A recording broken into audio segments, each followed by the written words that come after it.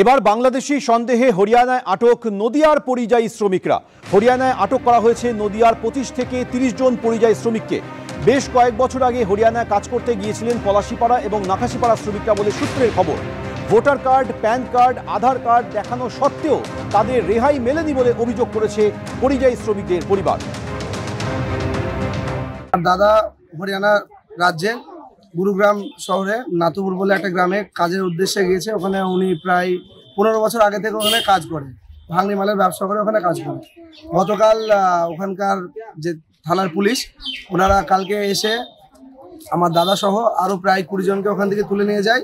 শুধুমাত্র বাংলা ভাষা বলার কারণে ওদেরকে তুলে নিয়ে যায়। থানায় কালকে থেকে আটক করে রেখেছে। অরিজিনাল ডকুমেন্ট দেখানোর সত্ত্বেও ওদেরকে ওখান থেকে ছাড়ছে না। সেই জন্য আমরা পলাশীপাড়া থানার দ্বারস্থ হয়েছি। এখানে বড়বাবু যিনি আছেন ওনাকে আমরা সমস্ত কিছু বললাম। উনি বলল যে আমাদের তরফ থেকে যতদূর করার আমরা চেষ্টা